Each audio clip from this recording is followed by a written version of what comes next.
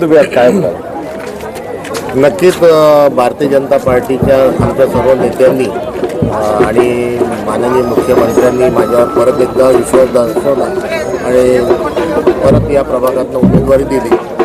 मागच्या विकासाचा अजेंडा घेऊन आम्ही या निवडणुकीला आलेलो आहोत आणि मोठ्या प्रमाणामध्ये 350 कोटीचे कामं सन्माननीय मुख्यमंत्री साहेबांच्या निधीतून आम्ही केले आणि विकासाची गंगा या प्रभाग 35मध्ये आम्ही वाहिलेली आहे. 5 वर्षात काही इतका मोठा परिसर म्हणजे अग्नी ते चीजभवन कापरी नाका इतका मोठा परिसर हा 5 वर्षात पूर्ण होऊ शकत नाही. त्यामुळे परत एकदा भारतीय जनता पार्टीने आमच्यावर जबाबदारी दिली आहे.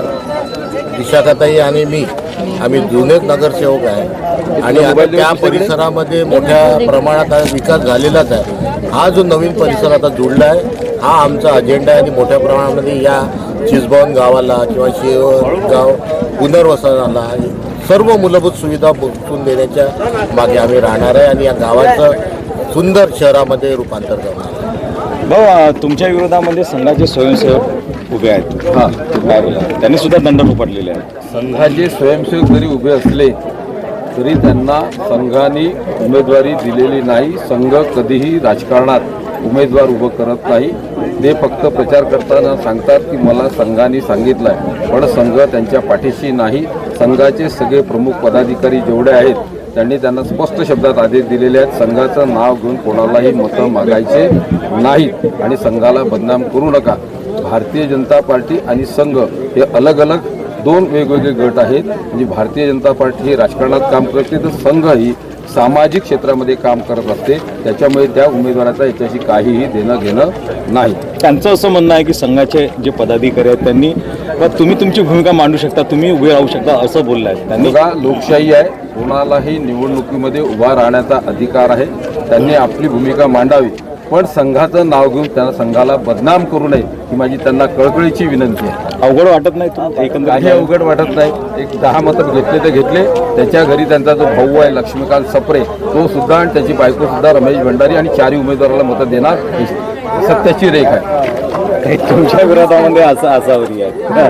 असं आहे की भारतीय जनता पार्टीमध्ये 1000 कार्यकर्ते असतात आणि कार्यकर्त्यांना प्रत्येकाला असं वाटतं की मला तिकीट मिळाले पाहिजे, पण भारतीय जनता पार्टीची कोर कमिटी असते ती ठरवते की कोणाला आपण तिकीट दिलं पाहिजे. आणि मागच्या वेळेसचा माझा विकास पाहून मी गेल्या 35 वर्षापासून काम करते आहे आणि 35 वर्षापासून मी निरंतर म्हणजे 24/7 काम करते.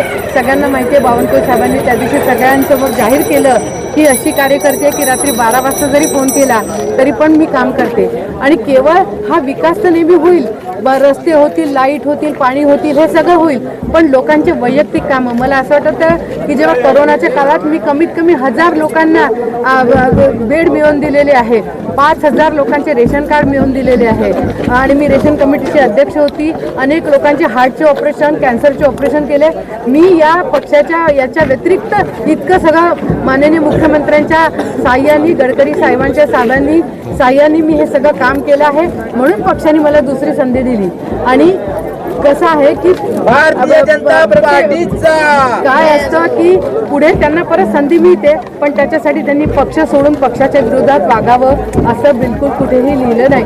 उद्या जर मला तिकीट नसती दिली, तिला तिकीट दिली असती तर मी आनंदाने तिचं काम केलं असतं. मताचं विभाजन होणार असं वाटत नाही? बिलकुल नाही होणार, बिलकुल नाही होणार.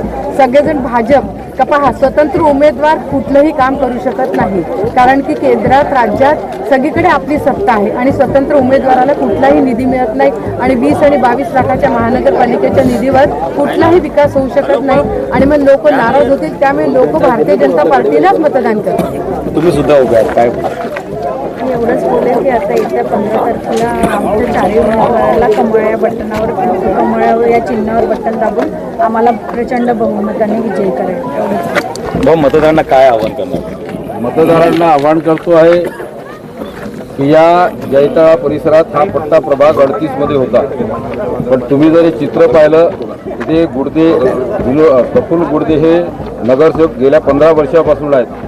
पण जेव्हा आम्ही जे फिरतो आहे नागरिकांची ज्या समस्या आहेत, मूलभूत समस्या, त्या प्रफुल्ल गुडदे सुधारू शकलेल्या नाहीत. आणि ते कोणत्या नाकाने मतं मागतात मला आश्चर्य वाटतंय, पण ते नुसते जात जात करतात. आम्ही विकासावरती मतं मागणार आणि लोक आम्हाला विकासावरतीच मतं देणार, कारण आमचे महाराष्ट्राचे मुख्यमंत्री देवेंद्र फडणवीस आहेत. निधीची काही कमतरता नाही. या देशाचे नेते नितीन गडकरी आहेत. नितीन गडकरींनी सुद्धा मोठ्या प्रमाणात निधी दिलाय आणि नागपूरला जो डेव्हलपमेंट दिसतोय यावरूनच लक्षात येते आहे की जनता आणि आम्हाला जो काही प्रतिसाद मिळतो आहे त्या प्रतिसादाने असं लक्षात येते आहे की जनता आमच्या पाठीशी आहे. जनतेला आवाहन करतो, विनंती करतो की भारतीय जनता पार्टीच्या चारही कमळावरती आपण ठप्पा मारावा. आपले सगळे कामं केल्याशिवाय सोडणार नाही हे सगळ्यांना आश्वासन देतो. धन्यवाद. भाऊ, मतदारांना काय आव्हान करणार?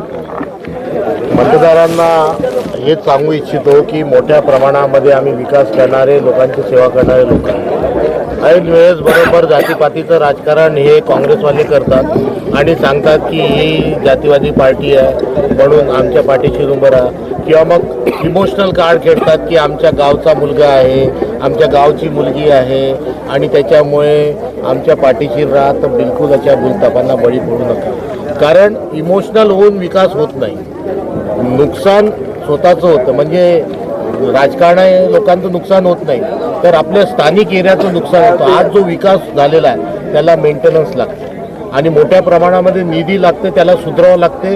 ती निरंतर प्रोसेस आहे. तर निरंतर प्रोसेससाठी निधी असणं फार आवश्यक आहे आणि निधी जर केंद्रात सरकार असली, महाराष्ट्रात सरकार असली आणि कॉर्पोरेशनमध्ये सरकार असली तरच कामं होऊ शकतात. म्हणून हे जनतेने लक्षात घ्यावं. चुकूनही चुकीची बटन दाबली, सरकारच्या विरोधात समजा कमळाच्या विरोधात तुम्ही बटन दाबली तर नक्की तुम्ही स्वतःचा विकास रोखून ठेवणार आणि तुमचा घराचा जे काही विकासाचा अजेंडा आहे तो रोखून तुम्ही झालेल्या सगळ्या सुविधांचा परत खराब करण्याचं काम करणार. म्हणून हे कृपया हात जोडून विनंती आहे की हे करू नका. विकासाची गंगा वाहत आहे. बुलेट ट्रेनमध्ये तुम्ही बसा. आमच्याजवळ बुलेट ट्रेन आहे, विकासाची बुलेट ट्रेन आहे. आम्ही मालगाडीत कधीच बसत नाही. बुलेट ट्रेनमध्ये बसा. नक्की आम्हाला तुम्ही विकासापर्यंत शेवटच्या स्टेशनपर्यंत आम्ही तुम्हाला घेऊन जाऊ.